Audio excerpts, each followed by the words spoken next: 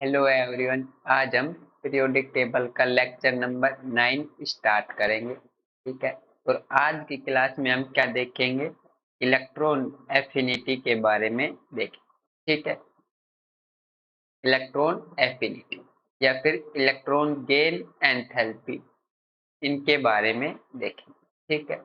एक ही topic cover करेंगे। Electron affinity को शॉर्ट में हम ईए लिखेंगे। इलेक्ट्रॉन गेन एंथैल्पी को ईजीई और डेल्टा एच ईजी से रिप्रेजेंट करेंगे। ठीक है। तो होता क्या है, ये किसी भी एटम में, है ना, कि वैलेंस सेल में एक इलेक्ट्रॉन को ऐड करना, है ना, या फिर इलेक्ट्रॉन को ऐड करना, इसको क्या बोलेंगे? Electron affinity. ठीक है। लेकिन उससे पहले एटम के लिए कंडीशन होती है। वो कंडीशन कौन सी है?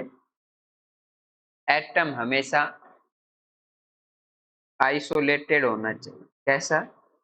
Isolated gaseous. ठीक है। आइसोलेटेड गैसियस एटम होना चाहिए। और किस फॉर्म में? Atomic form.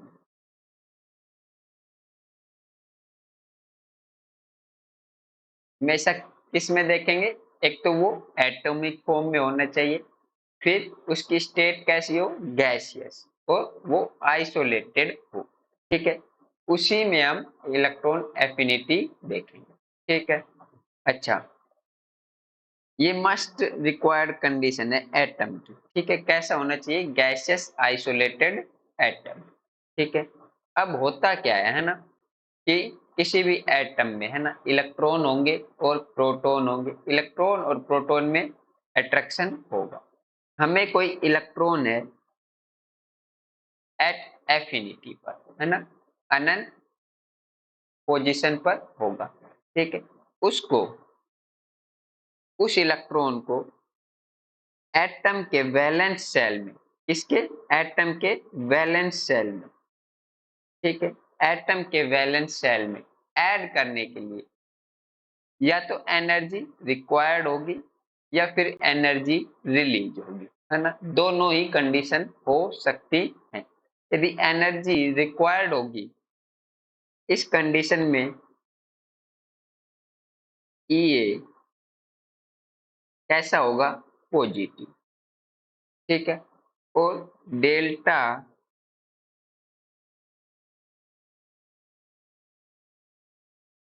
ये पॉजिटिव नहीं, ये नेगेटिव। ठीक है। ये कैसा होगा? नेगेटिव। और हमारे पास जो डेल्टा एच ई जी है ना, डेल्टा एच ई जी, ये कैसा होगा? पॉजिटिव। और ये प्रोसेस कैसा होगा? प्रोसेस होगा हमारे पास एंडोथर्म। ठीक है। कैसा प्रोसेस होगा? एंडोथर्म। ठीक है। और यदि हमारे पास एनर्जी रिलीज होगी तो ये क्या होगी? यहाँ पर पॉजिटिव। और डेल्टा एच ई जी, ये क्या होगी? नेगेटिव। ठीक है। और प्रोसेस कैसा हो जाएगा इस कंडीशन में? Process exothermic. ठीक है। एक्जोथर्मिक। यदि एटम को वैलेंस सेल में ऐड करते समय एनर्जी हमें देनी पड़े, उस कंडीशन में ये क्या होगा? नेगेटिव। और डेल्टा एच ई जी क्या होगा? हमारे पास पॉजिटिव। ठीक है। प्रोसेस एंडोथर्मिक होगा या एक्जोथर्मिक होगा, उसका पता कैसे लगाएंगे? एंट्रोपी यदि पॉजिटिव है, कोई भी एंट्रोपी पॉजिटिव है ना, तो वो प्रोसेस कैसा होगा? एंडोथर्मिक। और यदि एंट्रोपी हमारे पास नेगेटिव वैल्यू में आए तो प्रोसेस कैसा होगा? एक्जोथर्मिक। ठीक है। अब देखो, यदि एनर्जी रिलीज हो रही है, इस कंडीशन में डेल्टा एच ई जी नेगेटिव, तो प्रोसेस एक्जोथर्मिक। ठीक है। उसके बाद अब हम आगे देखते हैं। देखना, डेल्टा एच ई जी यदि नेगेटिव है ना, तो प्रोसेस कैसा हो जाएगा, एक्जोथर्मिक। ठीक है, एक्जोथर्मिक। और यदि डेल्टा एच ई जी क्या है, पॉजिटिव, तो प्रोसेस कैसा हो जाएगा, एंडोथर्मिक। ये 2 पॉइंट हमें याद रखने। ठीक है, यदि कोई भी एंट्रोपी पॉजिटिव वैल्यू हो तो प्रोसेस कैसा होगा, एंडोथर्मिक। और नेगेटिव वैल्यू है तो एक्जोथर्मिक प्रोसेस होगा। ठीक है, दो कंडीशन ये हो गई। उसके बाद यदि हमें एनर्जी वैलेंस सेल में इलेक्ट्रॉन ऐड करते समय देनी पड़े, है ना, उस कंडीशन में ये क्या होगी, नेगेटिव, यानी कि इलेक्ट्रॉन एफिशिएंसी उस एटम की कम होगी, तो नेगेटिव।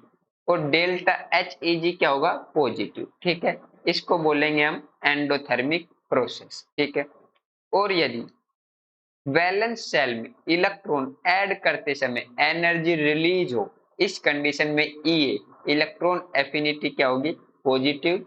और डेल्टा एच ई जी क्या होगा, नेगेटिव। और ये प्रोसेस कैसा हो जाएगा, एक्सोथर्मिक प्रोसेस। ठीक है, अब उसके बाद हमारे पास कोई एक्स गैस है ना, एक्स गैस का एटम है, इसमें हमने एक इलेक्ट्रॉन ऐड कर दिया। ठीक है, एक इलेक्ट्रॉन ऐड कर दिया और ये कन्वर्ट हो गया एक्स माइनस गैस में। ठीक है, और कुछ एनर्जी रिलीज की। यदि यहाँ पे देखो, मैं लिख देता हूँ ना, कलर सेलेक्ट करके अलग पेन से, कभी ऐसा लिखा हो देखना, इस साइड में यदि प्लस एनर्जी है ना, प्लस के साइन के साथ एनर्जी रिलीज, है ना, तो इस कंडीशन में एनर्जी क्या होगी, रिलीज। ठीक है, एक तो ये बात ध्यान रखनी है। और यदि एरो के राइट साइड में माइनस साइन के साथ एनर्जी दी हो, है ना, तो एनर्जी कैसी है, हमें देनी पड़ रही है, तो ये होगी रिक्वायर्ड। ठीक है, वैसे तो ये केमिकल काइनेटिक्स में बताते हैं ना, फिर भी हम यहाँ पे देख लेते हैं एक बार। और यदि एरो के लेफ्ट साइड में हमें प्लस के साथ एनर्जी दी हो, ठीक है, प्लस के साइन के साथ एनर्जी दी हो, तो यहाँ पे जो एनर्जी है वो क्या है, रिक्वायर्ड। और यदि एरो के लेफ्ट साइड में माइनस के साइन के साथ एनर्जी दी हो, है ना, तो इस कंडीशन में एनर्जी क्या होगी, रिलीज। ठीक है, अब देखो, इस प्रोसेस की बात करें हम, है ना, तो इस प्रोसेस की बात करें, एनर्जी किस साइड में लिखी हुई है, राइट साइड में, और किसके साइन के साथ, प्लस साइन के साथ, है ना, तो इसका मतलब एनर्जी रिलीज हुई है। और यदि एनर्जी रिलीज हुई है तो कैसा प्रोसेस है, एक्सोथर्मिक, है ना। और एक्सोथर्मिक प्रोसेस के लिए डेल्टा एच ई जी कैसा होता है, हमेशा नेगेटिव। और ई ए इलेक्ट्रॉन गेन एंथैल्पी पॉजिटिव। ई ए और डेल्टा एच ई जी दोनों की वैल्यू हमेशा सेम होगी, लेकिन साइन अपोजिट होगा। ठीक है, और प्रोसेस कैसा हो जाएगा हमारे पास, एंडोथर्मिक। ठीक है, एंडोथर्मिक प्रोसेस होगा। ठीक है, अब उसके बाद हम आगे देखते हैं, इस पेज पर है क्या कुछ और, नहीं, है ना। ठीक है, ये हमने देखा, इस पेज में देखो क्या क्या देखा है हमने।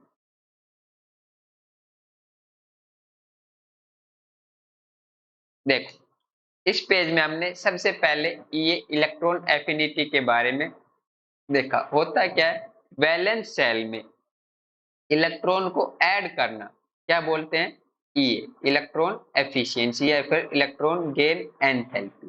ठीक है, यदि हमें एनर्जी देनी पड़ रही है ना, रिक्वायर्ड है, एनर्जी का रिक्वायरमेंट है, तो इसका मतलब उस एटम की इलेक्ट्रॉन लेने की टेंडेंसी नहीं है ना। इस कंडीशन में प्रोसेस क्या सा हो जाएगा, एंडोथर्मिक प्रोसेस। ठीक है, और यदि एटम के वैलेंस सेल में इलेक्ट्रॉन ऐड करते समय एनर्जी रिलीज हो रही है ना, तो प्रोसेस कैसा हो जाएगा, एक्सोथर्मिक। तो डेल्टा एच ई जी नेगेटिव, तो ई ए क्या हो जाएगा पॉजिटिव। ठीक है, एटम कौन सी स्टेट में होना चाहिए, हमेशा गैसियस आइसोलेटेड स्टेट में होना चाहिए। ठीक है, उसके बाद हमने देखा डेल्टा एच ई जी यदि पॉजिटिव है तो एंडोथर्मिक प्रोसेस, और यदि नेगेटिव है तो एक्सोथर्मिक प्रोसेस। ठीक है, उसके बाद यदि एरो के राइट साइड में प्लस के साइन के साथ एनर्जी लिखी हो तो इसका मतलब है एनर्जी रिलीज हुई है। ठीक है, कैसा प्रोसेस है, एक्सोथर्मिक। और यदि एरो के राइट साइड में माइनस साइन के साथ एनर्जी लिखी हुई है जैसे इसमें है ना, तो इस कंडीशन में एनर्जी क्या हुई है, रिक्वायर्ड हुई है। ठीक है, देनी पड़ी है। इसका मतलब प्रोसेस कैसा हो जाएगा, एंडोथर्मिक। ठीक है, और यदि एरो के लेफ्ट साइड में प्लस के साइन के साथ एनर्जी हो, इसका मतलब भी क्या है, एनर्जी का रिक्वायरमेंट है, और प्रोसेस कैसा होगा, एंडोथर्मिक। और यदि राइट लेफ्ट साइड में है ना, कौन सी साइड में, लेफ्ट साइड में एनर्जी माइनस साइन के साथ रिप्रेजेंट की हो, है ना, तो प्रोसेस कैसा हो जाएगा, एक्सोथर्मिक। ठीक है, ये हमने देखा इलेक्ट्रॉन एफिनिटी के बारे में। ठीक है,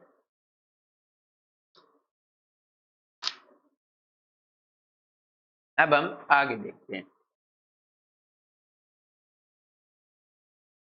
ठीक है, तो यहाँ पे देखते हैं अब हम, सबसे पहले हमारे पास क्या है, रिलेशन ई ए और डेल्टा एच ई जी में। ठीक है, तो क्या होता है, डेल्टा एच ई जी और ई ए में relation delta H E G equal to minus E A minus 5/2 R T. ठीक है, और टेम्परेचर किसमें, केल्विन में लेंगे यहाँ पे, है ना। यदि टेम्परेचर 0 डिग्री केल्विन पर, 0 केल्विन पर हम देखें, है ना, तो आर क्या है, गैस कांस्टेंट, 5 और 2 भी क्या है, कांस्टेंट वैल्यू है ना, तो ये क्या हो जाएंगे, 0। तो 0 डिग्री केल्विन पर delta H E G equal to minus E A, है ना। तो यहाँ पे साइन का डिफरेंस है, बाकी वैल्यू क्या होगी, सेम। ठीक है, ये मैंने लिख भी दिया। अब उसके बाद हमारे पास दो प्रोसेस है, तो देखो इन प्रोसेस के बारे में।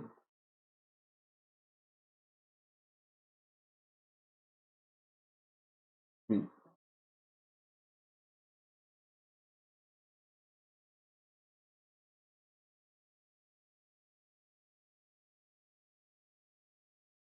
देखो यदि हम बात करें फर्स्ट प्रोसेस में, हमारे पास क्लोरीन गैस एक इलेक्ट्रॉन एक्सेप्ट करके क्लोरीन माइनस गैस में कन्वर्ट हो। अब देखो यहाँ पे एनर्जी किसके साइन के साथ है, प्लस के साइन के साथ, तो इसका मतलब यहाँ पे एनर्जी क्या हुई है, रिलीज।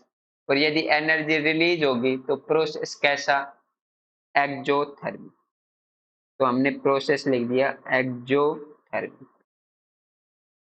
ठीक है, उसके बाद यदि एक्सोथर्मिक प्रोसेस है तो डेल्टा एच ई जी नेगेटिव। ठीक है, और ई ए क्या हो जाएगा, पॉजिटिव।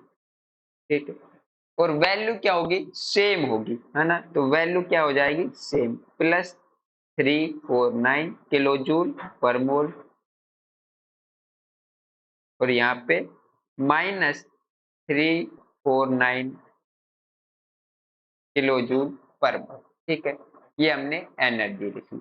अब उसके बाद हमारे पास सेकंड एग्जांपल है, देखो नियोन गैस है, एक इलेक्ट्रॉन एक्सेप्ट करके किस में कन्वर्ट हो गया, नियोन माइनस गैस में। अब देखो यहाँ पे एनर्जी किस में दी है, हमारे पास माइनस साइन के साथ, और यदि माइनस साइन के साथ इसका मतलब एनर्जी क्या है, रिक्वायर्ड है ना, हमने एनर्जी दी है। इसका मतलब प्रोसेस कैसा हो जाएगा, एंडोथर्मिक।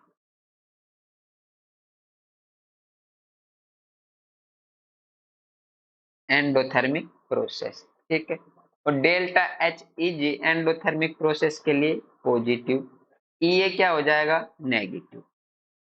यदि ई ए पॉजिटिव है ना, इस बात का हमें क्या मतलब निकालना है, ई ए यदि पॉजिटिव है ना,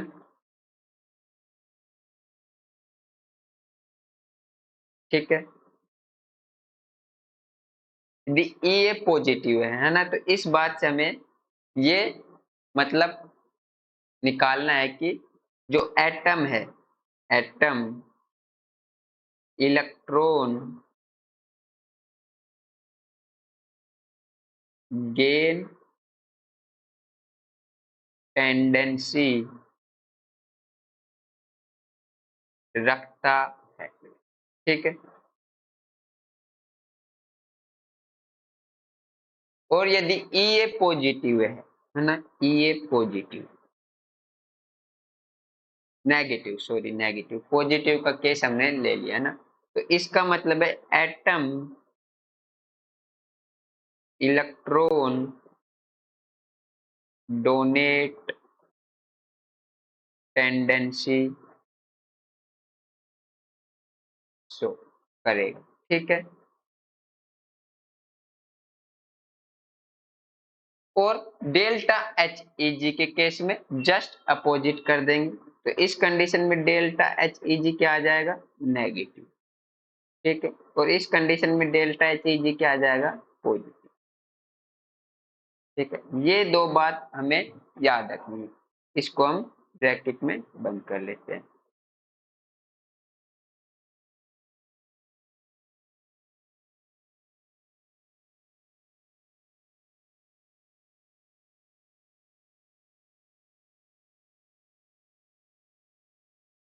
ठीक है, यदि ई ए पॉजिटिव, इसका मतलब इलेक्ट्रॉन गेन टेंडेंसी रखता है, और यदि ई ए नेगेटिव, इसका मतलब एटम इलेक्ट्रॉन डोनेट करने की टेंडेंसी रखता है।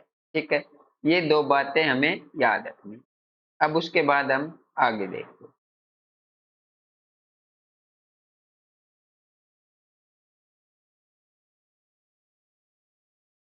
ठीक है,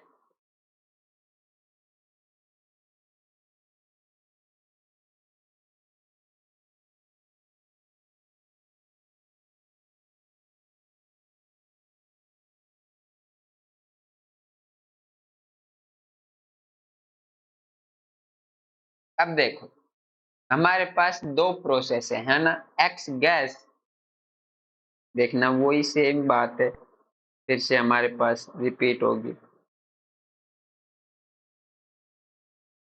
कलर ले लेता हूँ मैं, कोई हमारे पास एक्स गैस है, एक इलेक्ट्रॉन एक्सेप्ट किया इसने, है ना, और कन्वर्ट हो गई एक्स माइनस गैस में, और प्लस साइन के साथ एनर्जी है ना, तो ये क्या होगी, पॉजिटिव। ठीक है, डेल्टा एच ई जी क्या हो जाएगी, नेगेटिव। ठीक है, और प्रोसेस कैसा हो जाएगा हमारे पास,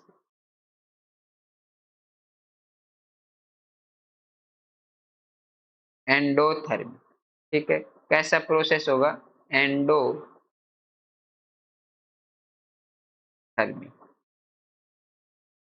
ठीक है, अब सेकंड प्रोसेस में देखो, x माइनस गैस एक इलेक्ट्रॉन एक्सेप्ट करके x माइनस टू में कन्वर्ट हो गया, है ना, और यहाँ पे y x minus two form होते समय एनर्जी किसके साथ है, माइनस साइन के साथ है। इसका मतलब प्रोसेस कैसा है, ओ सॉरी ये अपोजिट लिखा गया है ना, एंडो नहीं आएगा, एक्सो आएगा। ठीक है,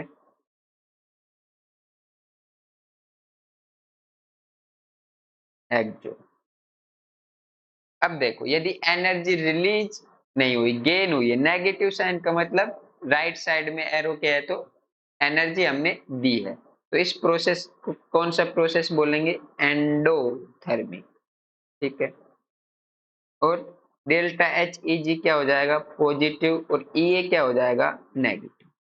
ठीक है, अब देखो ये जो एक्स गैस है ना, और इसने एक इलेक्ट्रॉन एक्सेप्ट करके एक्स माइनस गैस में कन्वर्ट हो गया, और दोबारा एक्स माइनस गैस एक इलेक्ट्रॉन एक्सेप्ट करके किस में कन्वर्ट हो गया, एक्स माइनस टू में, है ना, तो हम इसको ई ए फर्स्ट बोल सकते हैं कि नहीं,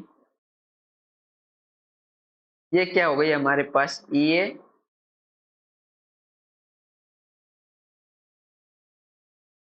फर्स्ट, और ये क्या हो गई हमारे पास, ई ए सेकेंड।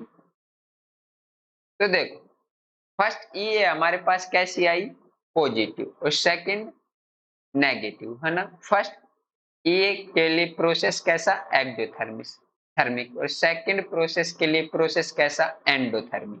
तो किसी भी एटम की फर्स्ट ए जनरली कैसी होती है, एक्जोथर्मिक, ठीक है। फर्स्ट ए जनरली कैसी होती है, ए पॉजिटिव, ठीक है। और डेल्टा एच ई जी कैसा होता है, नेगेटिव। फर्स्ट ई की बात की है। और यदि डेल्टा एच ई जी नेगेटिव तो प्रोसेस कैसा हो जाएगा, एंडो एक्जोथर्मिक, ठीक है, एक्जोथर्मिक। और उसी एटम के लिए यदि हम सेकंड ई देखें, है ना, सेकंड टाइम इलेक्ट्रॉन को वैलेंस शेल में ऐड करें, है ना, तो उसको क्या बोलते हैं, ऐसे प्रोसेस को सक्सेसिव इलेक्ट्रॉन एफिनिटी, है ना। ऑलवेज ऑलवेज कैसी होगी, नेगेटिव, ठीक है। तो डेल्टा एच ई जी कैसा हो जाएगा हमारे पास, पॉजिटिव, ठीक है। और डेल्टा एच ई जी किसी भी प्रोसेस के लिए कैसा प्रोसेस हो जाएगा, एंडोथर्मिक प्रोसेस, ठीक है। अब इसका एक एग्जांपल हम लेते हैं ऑक्सीजन का। ऑक्सीजन के लिए फर्स्ट ई है ना, देखो यहाँ पे वैल्यू भी दी है। इसको मैं थोड़ा सा जूम कर लेता हूँ, ठीक है।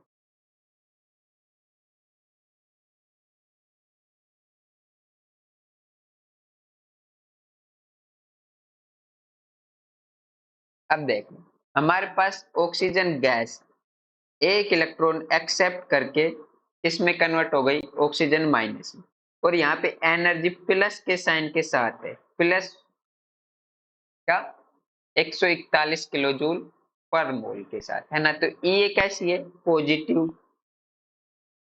और डेल्टा एच ई जी क्या हो जाएगा, नेगेटिव। तो प्रोसेस कैसा हो जाएगा, एक्जोथर्मिक, एक्जोथर्मिक। लेकिन जैसे ही हम ऑक्सीजन माइनस एटम को एक इलेक्ट्रॉन और ऐड करेंगे, है ना, तो ई की वैल्यू देखो माइनस में आ गई, कितनी, 744। तो ई माइनस की 744,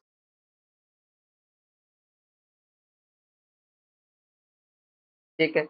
यानी कि ये प्रोसेस के लिए डेल्टा एच ई जी क्या आ जाएगा, पॉजिटिव में 744। और प्रोसेस कैसा हो जाएगा, एंडोथर्मिक, ठीक है। अब उसके बाद हम देखें ऑक्सीजन को कन्वर्ट किया है ऑक्सीजन -2 में, है ना। तो हमें टोटल एनर्जी लिखनी है, क्या होगी, गेन होगी या फिर रिलीज होगी, है ना, या ई भी लिखनी है, डेल्टा एच ई जी भी लिखना है और प्रोसेस भी लिखना है। तो देखो एनर्जी कल भी बताया था मैंने जब आयोनाइजेशन एनर्जी देखा था, है ना। कैसी प्रॉपर्टी है हमारे पास, एक्सटेंसिव प्रॉपर्टी है, और ये कैसी होती है, एडिटिव इन नेचर, है ना। तो देखो और ये ऑक्सीजन पहले किस में कन्वर्ट हुआ होगा, ऑक्सीजन माइनस में, फिर उसके बाद ऑक्सीजन -2 में कन्वर्ट हुआ होगा, है ना। तो जैसे ही ऑक्सीजन ऑक्सीजन माइनस में कन्वर्ट हुआ, है ना, कितनी एनर्जी रिलीज की इसने, 141, ठीक है। और जब ये ऑक्सीजन माइनस से ऑक्सीजन -2 में कन्वर्ट हुआ, तो देखो एनर्जी किसके साइन के साथ है, माइनस के साइन के साथ। तो एनर्जी यहाँ पे हमने दी है कितनी, प्लस की 744।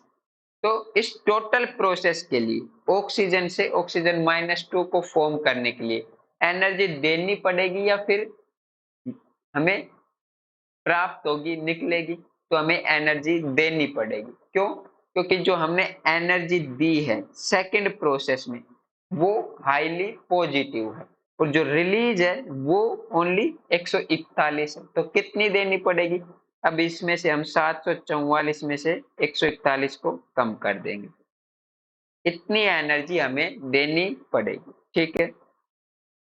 यानी कि 603 किलो जूल पर मोल, एनर्जी की रिक्वायरमेंट होगी ऑक्सीजन से ऑक्सीजन -2 में जाने के लिए। और ये प्रोसेस कैसा हो जाएगा? एंडोथर्मिक। एंडोथर्मिक। डेल ई कैसा हो जाएगा? नेगेटिव। और डेल्टा एच ई जी कैसे हो जाएगा? पॉजिटिव। पॉजिटिव भी कितना? 603। और नेगेटिव कितना? 603। यहाँ पे एनर्जी रिक्वायर्ड होगी। ठीक है, अब हमें याद रखना है क्या? फर्स्ट ईए जनरली कैसी होती है? नेगेटिव। उसके बाद जितने भी ईए सक्सेसिव ईए है ना, ऑलवेज पॉजिटिव वैल्यू, उनके लिए नेगेटिव वैल्यू होगी ईए की। ठीक है, तो डेल्टा एच ई जी क्या होगा उनके लिए? पॉजिटिव। यानी कि यदि हमें पोली एनायन फॉर्म करने हैं, क्या? पोली एनायन, है ना, तो उस कंडीशन में हमें जो प्रोसेस मिलेगा वो कैसा मिलेगा? Endothermic process. और डेल्टा एच ई जी उनके लिए कैसा होगा? पॉजिटिव। और ई ए क्या होगा? नेगेटिव। ठीक है, और कोई लिखा हुआ है कैसे? नहीं, है ना। अब उसके बाद हम आगे चलते हैं। देखो ये हमने लिख भी रखा है।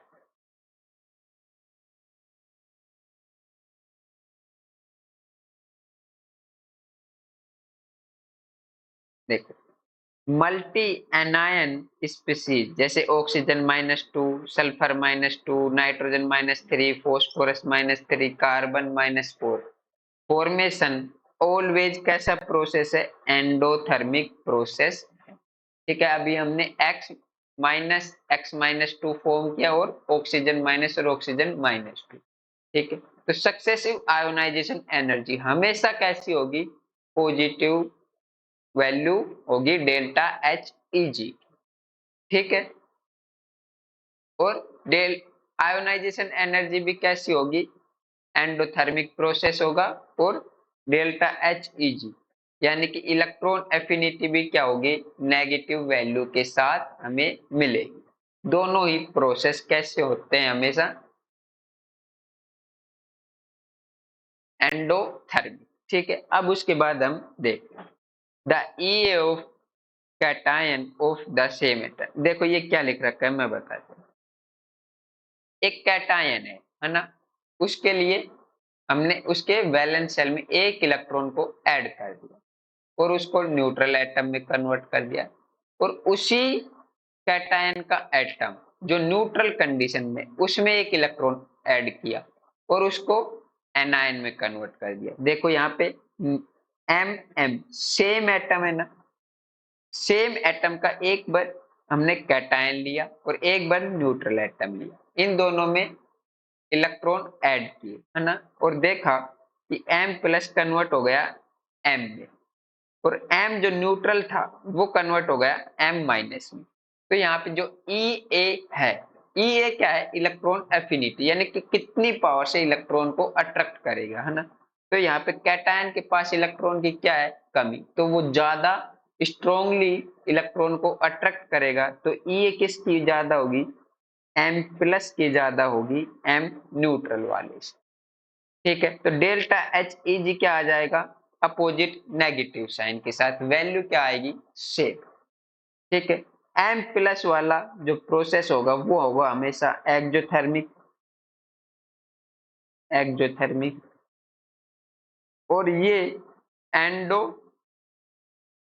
और एक्जो दोनों हो सकता। ठीक है, अब उसके बाद ये ऑलवेज ऑलवेज कैसा होगा? Exothermic process. कैटायन में इलेक्ट्रॉन ऐड करने का प्रोसेस हमेशा कैसा होगा? एक्जोथर्मिक। अब उसके बाद हम आगे देखते हैं उसी नोट में आगे क्या लिखा हुआ है। देखो उसी नोट में अब की बार क्या लिखा हुआ है? एनायन, है ना, सेम एटम का। देखो एक्स एक्स के एक न्यूट्रल एटम है, एक एनायन है ना। तो एनायन में एक इलेक्ट्रॉन को ऐड कर दिया और कुछ एनर्जी मिली, है ना, और एक एक्स न्यूट्रल एटम में इलेक्ट्रॉन ऐड किया। तो अब हमें ई ए और डेल्टा एच ई जी लिखना है ना। तो ई ए एनायन के पास इलेक्ट्रॉन की अधिकता है ना, तो इलेक्ट्रॉन इलेक्ट्रॉन रिपल्शन ज्यादा, तो उसकी ईए क्या हो जाएगी, कम। तो ईए ऑफ एक्स की ज्यादा होगी एक्स माइनस, ठीक है। और एक्स माइनस का जो डेल्टा एच ई जी है, इसका क्या आएगा, पॉजिटिव। और इसका क्या आएगा, पॉजिटिव भी हो सकता है और नेगेटिव भी। लेकिन एनायन के लिए डेल्टा एच ई जी ऑलवेज पॉजिटिव आएगा, ठीक है, ऑलवेज। यानी कि ये हमेशा कैसा होगा, ऑलवेज एंडोथर्मिक, ठीक है, एंडोथर्मिक। और जो न्यूट्रल है वो एंडो भी हो सकता है और एक्सो भी हो सकता है, ठीक है। अब उसके बाद हम आगे चलते हैं। ये लिखा हुआ था इस नोट में, देख लेते हैं एक बार क्या लिखा हुआ है। The EA of the cation of the same atom is always greater than the its neutral atom, ठीक है। Whereas the EA of same anionic atom is less than that of the neutral atom, ठीक है, ये हमने देख लिया। अब उसके बाद हम आगे चलते हैं।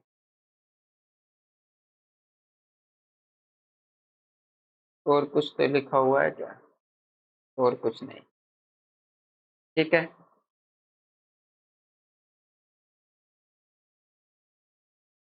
अब हम पीरियोडिसिटी में बात करते हैं, ठीक है।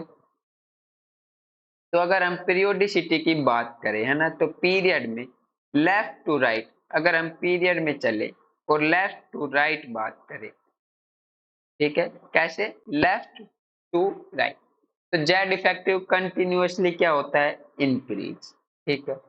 तो ईए भी क्या होगा, इंक्रीज, क्यों, अगर जेड इफेक्टिव बढ़ेगा तो साइज कम होगा, और साइज कम होगा तो जो वैलेंस सेल और न्यूक्लियस के बीच में जो डिस्टेंस है वो कम हो जाएगी, और हमें इलेक्ट्रॉन किस में ऐड करना है, वैलेंस सेल में। तो इलेक्ट्रॉन जो न्यूली ऐड इलेक्ट्रॉन है और प्रोटॉन के बीच में क्या होगा, अट्रैक्शन ज्यादा होगा, विद सम एक्सेप्शन, कुछ अपवाद के साथ, ठीक है। उसके बाद सेकंड ए, फिफ्थ ए और एट्थ ए, है ना, इनकी ईए कैसी होती है, जीरो।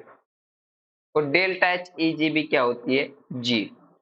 या फिर हम बोल सकते हैं ईए नेगेटिव और डेल्टा एच ई जी पॉजिटिव होती है, ठीक है। ऐसा क्यों, तो देखो सेकंड ए का इलेक्ट्रॉनिक कॉन्फ़िगरेशन एस ब्लॉक का सेकंड ग्रुप है ना, तो उसका इलेक्ट्रॉनिक कॉन्फ़िगरेशन 1s2 फुलफिल है।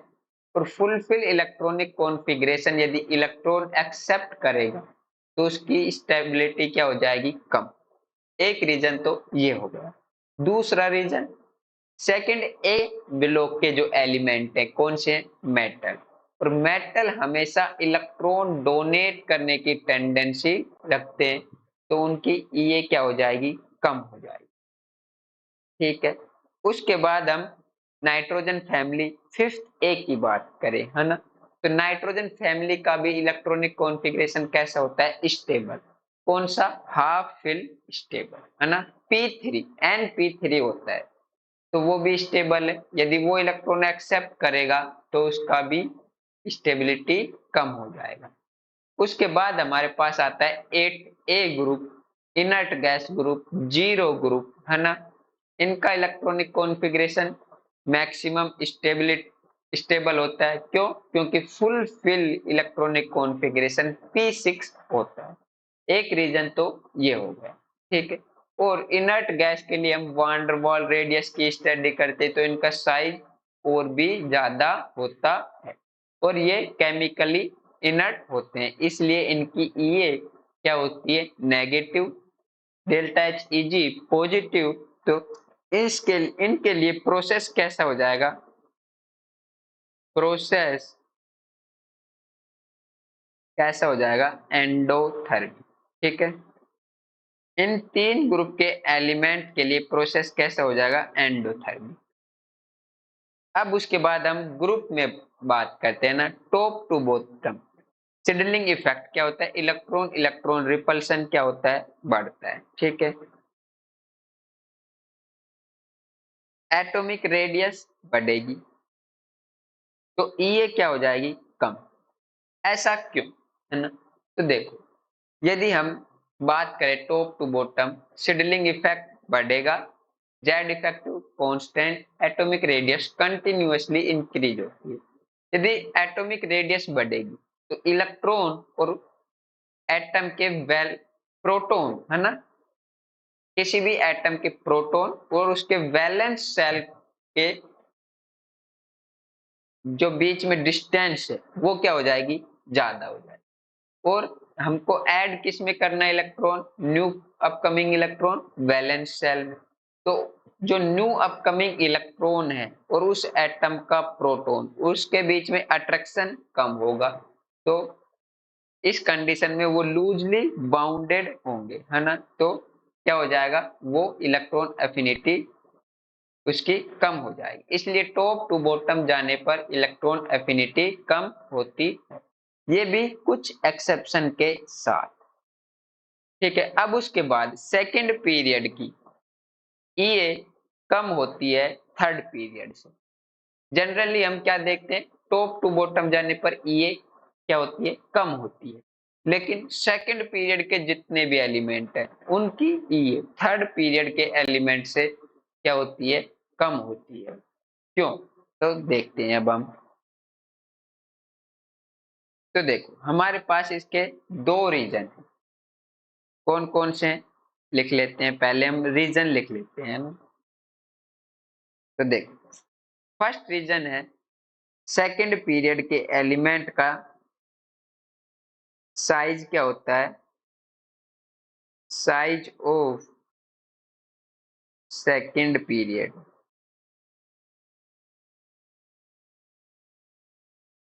एलिमेंट क्या होता है, कम होता है ना, थर्ड पीरियड से, थर्ड पीरियड के कंपेयर में। ठीक है, एक रीजन तो ये होगा, अभी बताएंगे, है ना। यदि साइज कम है तो उसके बाद अब सेकंड पीरियड के भी वैलेंस शेल में कितने इलेक्ट्रॉन है, 8 मैक्सिमम, है ना। और थर्ड पीरियड के वैलेंस शेल में भी मैक्सिमम इलेक्ट्रॉन कितने हैं, 8। तो दोनों में इलेक्ट्रॉन तो सेम है ना, लेकिन साइज किसका छोटा है, सेकंड पीरियड का। अब साइज छोटा है, सेम इलेक्ट्रॉन फिल करने हैं, तो उनके बीच में रिपल्सन ज्यादा हो जाएगा, इलेक्ट्रॉन डेंसिटी क्या होती है, ज्यादा। ठीक है, electron density of third period element, third period element की इलेक्ट्रॉन डेंसिटी क्या होती है, ज्यादा। सॉरी, सेकंड पीरियड की ज्यादा, थर्ड पीरियड की कम, है ना। क्यों, यदि साइज छोटा है ना, तो उसमें इलेक्ट्रॉन को, 8 इलेक्ट्रॉन को एडजस्ट करने के लिए जगह कम मिलेगी, तो वहां पे इलेक्ट्रॉन डेंसिटी ज्यादा होगी। और थर्ड पीरियड का साइज बड़ा है और उसमें 8 इलेक्ट्रॉन को एडजस्ट करने के लिए साइज ज्यादा मिलेगा, तो इलेक्ट्रॉन डेंसिटी क्या हो जाएगी, कम। जैसे मान लो ये हमारे पास सेकेंड पीरियड का है एटम, और ये थर्ड पीरियड का है। ठीक है, अब मेरे को इसमें 8 इलेक्ट्रॉन लगाने हैं, कितने, 8, 1 2 3 4 5 6 7 8, और एक मेरे को थर्ड पीरियड में लगाने हैं।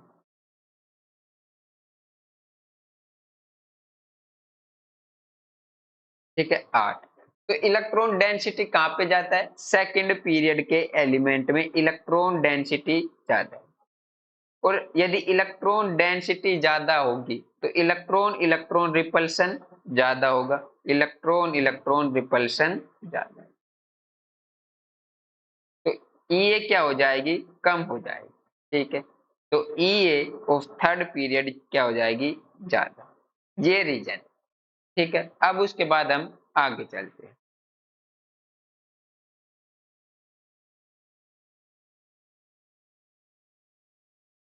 ठीक है,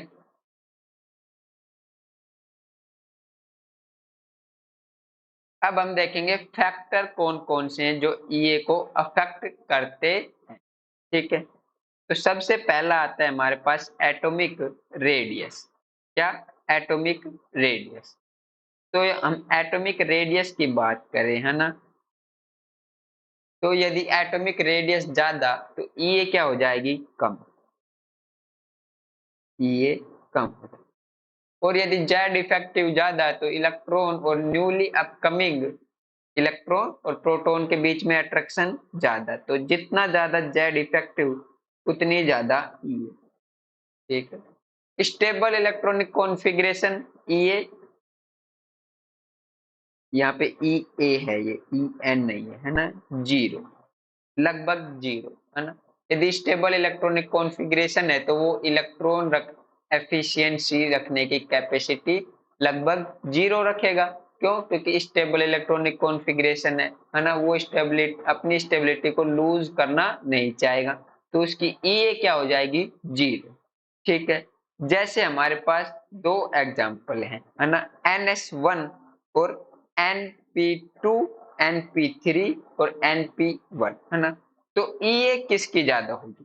तो देखो NS1 की ज्यादा होगी NP1 के कंपेयर में। क्यों? देखो, जैसे ही NS1 एक इलेक्ट्रॉन एक्सेप्ट करेगा, इसका इलेक्ट्रॉनिक कॉन्फ़िगरेशन क्या आ जाएगा, NS2, और वो कैसा हो जाएगा, full fill stable electronic configuration. इसलिए NS1 फर्स्ट ए ग्रुप की ई थर्ड ए ग्रुप से ज्यादा होती है, बोरोन फैमिली से ज्यादा होती है लिथियम फैमिली की। ठीक है, और यदि हम बात करें NP2 और NP3 की, है ना, तो यहाँ पे भी ई किसकी ज्यादा होगी, NP2 की। जनरली क्या होना चाहिए, general trend left to right ये बढ़ेगी, है ना, लेकिन यहाँ पे दो जगह ये क्या हो जाती है, कम हो जाती है। क्यों? Due to stable electronic configuration. ठीक है, अब उसके बाद हम आगे देखते हैं। तो हमें क्या लिखना है, ऑर्डर लिखना है सेकंड और थर्ड पीरियड के एलिमेंट में ईए का। तो हमारे पास इलेक्ट्रॉनिक कॉन्फ़िगरेशन दिए हुए हैं, तो सबसे कम ईए किसकी होगी, तो सबसे कम तो फुलफिल इलेक्ट्रॉनिक कॉन्फ़िगरेशन वाले की होगी। तो फुलफिल किसका है, P6, P6 किसका है, नियोन का। तो इसको तो सबसे लास्ट में लिख लिया। ठीक है, नियोन सबसे कम ईए किसकी होगी, नियोन। उसके बाद हाफ फिल की कौन है, नाइट्रोजन, नाइट्रोजन। ठीक है, उसके बाद किसकी होगी, उसके बाद हमारे पास बैरियम की होगी। सेकंड ए ग्रुप भी इलेक्ट्रोपॉजिटिव होते हैं, इलेक्ट्रॉन डोनेटिंग नेचर के होते हैं, इलेक्ट्रॉन एक्सेप्ट नहीं करते, बैरियम। तीन एटम की हमने लिखी। अब उसके बाद लिथियम और बोरोन में से किसकी ज्यादा ई होती है, तो लिथियम की होती है ना, बोरोन की कम होती है, तो लिथियम। अब उसके बाद कार्बन की, फिर उसके बाद ऑक्सीजन की, फिर उसके बाद फ्लोरीन। ठीक है, ये हमने ऑर्डर लिख लिया। ऐसे ही सेम ऑर्डर किसका लिखेंगे, थर्ड ए ग्रुप का, सबसे ज्यादा सबसे कम ई आर्गन, फिर उसके बाद हाफ फिल्ड फॉस्फोरस की, फिर उसके बाद full fill S block magnesium second A की। ठीक है, यहाँ पे क्या रीजन है, इलेक्ट्रॉनिक कॉन्फ़िगरेशन स्टेबिलिटी। ठीक है, अब सोडियम और एल्यूमिनियम में से किसकी ज्यादा होगी, सोडियम की ज्यादा होगी। क्यों? जैसे ही एक इलेक्ट्रॉन एक्सेप्ट करेगा, किसके जैसा इलेक्ट्रॉनिक कॉन्फ़िगरेशन एक्सेप्ट कर लेगा, सेकंड एक का जैसा। ठीक है, इसलिए फिर उसके बाद सिलिकॉन, फिर सल्फर, फिर क्लोरीन। ठीक है, ये हमने ऑर्डर देख लिया। अब उसके बाद आगे देखते हैं इसमें। तो देखो ये हमारे पास एक ट्रेंड दिया हुआ है ना। देखो यहाँ पे क्या क्या हमें बताना है। हमारे पास नाइट्रोजन एक इलेक्ट्रॉन एक्सेप्ट करके कन्वर्ट हो गया नाइट्रोजन माइनस में, फॉस्फोरस एक इलेक्ट्रॉन एक्सेप्ट करके फॉस्फोरस माइनस में। तो इसके लिए डेल्टा एच ई जी नाइट्रोजन के लिए कैसी है, पॉजिटिव, तो ई कैसी होगी, नेगेटिव। और प्रोसेस कैसा हो जाएगा, एंडोथर्मिक, यानी कि नाइट्रोजन इलेक्ट्रॉन इजीली एक्सेप्ट नहीं करता, क्यों, ड्यू टू इलेक्ट्रॉन डेंसिटी। अब नाइट्रोजन फैमिली का ही फॉस्फोरस है, और अभी हमने देखा थर्ड पीरियड की ये क्या होती है, ज्यादा, और यहाँ पे हमें दिख भी रहा है, देखो डेल्टा एच इजी कैसी आई है, नेगेटिव, तो ये क्या हो जाएगी, पॉजिटिव, और प्रोसेस कैसा हो जाएगा, एक्सोथर्मिक, ठीक है। लेकिन सक्सेसिव हमेशा कैसी होगी, सक्सेसिव ऑलवेज, है ना, यहाँ पे मैं फिर से लिख देता हूँ, सक्सेसिव ये ऑलवेज, ये always positive,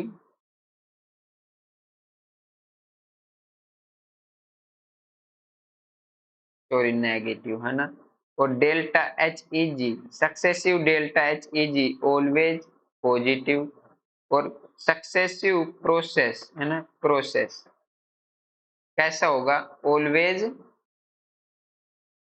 endothermic process, endothermic process, ठीक है। अब उसके बाद हम आगे चलते,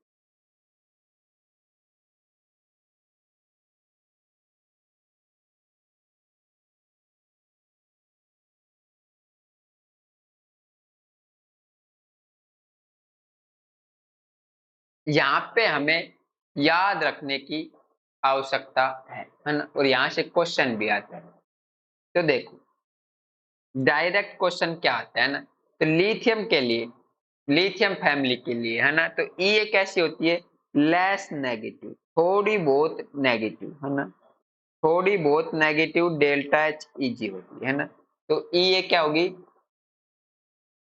लेस पॉजिटिव, ठीक है।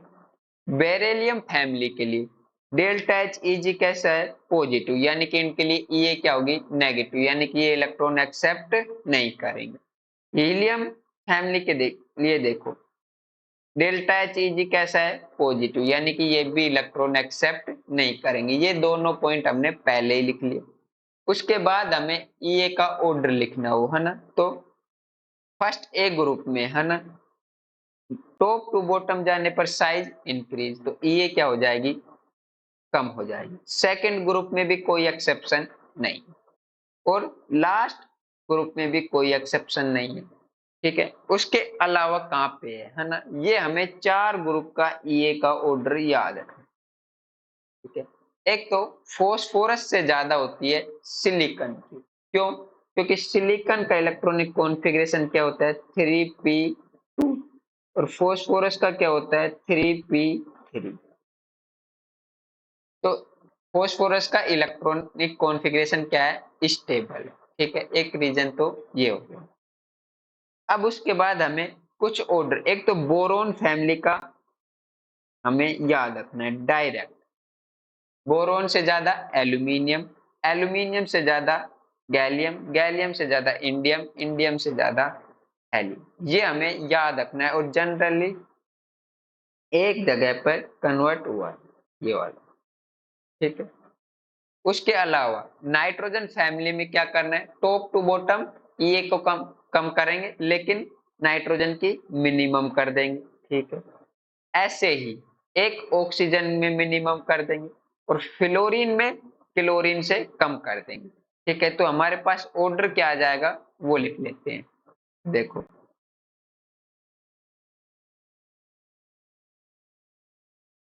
इसको मैं इस साइड में, है ना, तो देखो यहाँ पे लिख देते हैं ऑर्डर ई एक, तो फर्स्ट एक ग्रुप के लिए ई ए का, ये सभी ई ए के ऑर्डर है ना, टॉप टू बॉटम जाने पर ई ए क्या होगी, कम, तो लिथियम की सबसे ज्यादा, फिर उसके बाद lithium, sodium, potassium, rubidium, caesium, और फ्रांस, ठीक है। ऐसे ही सेकंड एक के लिए barium, magnesium, calcium, strontium, barium, और आर्यन, ठीक है। ऐसे ही हेलोजन फैमिली के, हैलोजन नहीं,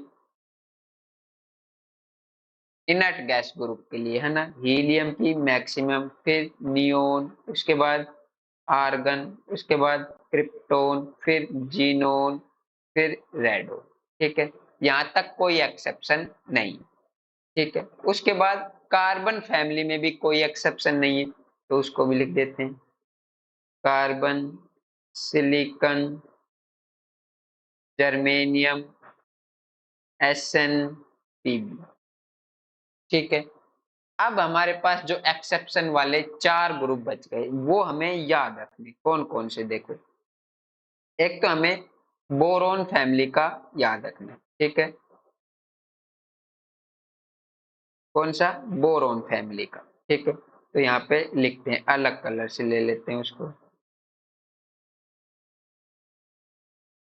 बैंगन, आलू, गाजर, इन, थैल। ठीक है, तो एक जगह पर एक्सेप्शन आता है यहाँ पे, एल्यूमिनियम और गैलियम में, बाकी टॉप टू बॉटम जाने पर ये क्या हो जाएगी? कम हो जाएगी। तो कैसे लिखेंगे? सबसे ज्यादा बोरोन, फिर एल्यूमिनियम से ज्यादा गैलियम, और उसके बाद वापस से इंडियम हैलियम। ठीक है, ऐसे ही हमें फ्लोरीन फैमिली के लिए याद रखना है, फ्लोरीन, क्लोरीन, ब्रोमीन, आयोडीन, है ना। तो फ्लोरीन में ये क्लोरीन से कम हो जाती है, तो ऑर्डर क्या आ जाएगा? सबसे ज्यादा क्लोरीन, फिर फ्लोरीन, फिर ब्रोमीन, और लास्ट में आयोडीन। ऐसे ही हमें ऑक्सीजन फैमिली की भी याद रखनी है। ऑक्सीजन फैमिली क्या है? ऑक्सीजन, सल्फर, सेलेनियम, टेरुलियम और पोलोनियम। तो टॉप टू बॉटम जाने पर ये कम होती है, लेकिन ऑक्सीजन की मिनिमम। तो सबसे ज्यादा सल्फर, फिर सेलेनियम, फिर टेरुलियम, फिर पोलोनियम, और लास्ट में सल्फर। एक बच गया, कौन सा? Nitrogen family. तो नाइट्रोजन फैमिली के एलिमेंट लिख लेते हैं, Nipah, nitrogen, phosphorus, arsenic, SB, SB, base में, है ना। तो यहाँ पे भी नाइट्रोजन की क्या हो जाती है? मिनिमम। तो ऑर्डर क्या आ जाएगा? सबसे ज्यादा फॉस्फोरस, फिर आर्सेनिक, फिर एसबी, फिर बीआई, और लास्ट में नाइट्रोजन। ये 4 ग्रुप का हमें याद रखना है। ठीक है,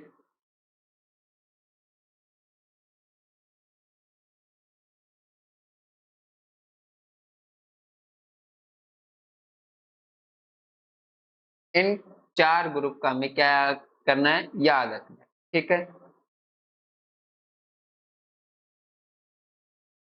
क्या होगा?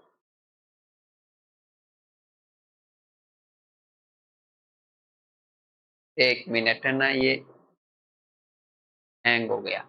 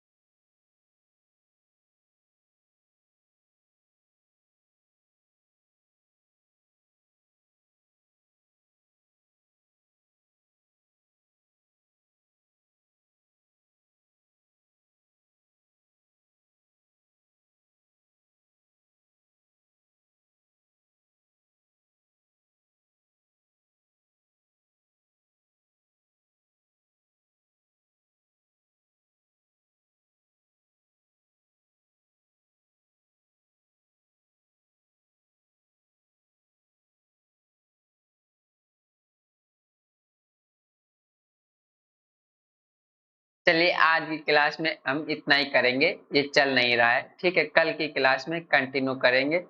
हमारा एक टॉपिक बचा है पीरियोडिक टेबल का, कौन सा? EN, electronegativity. ठीक है, उसके बाद हम ये चैप्टर कंप्लीट कर कर केमिकल बॉन्डिंग स्टार्ट करेंगे। ठीक है, थैंक यू।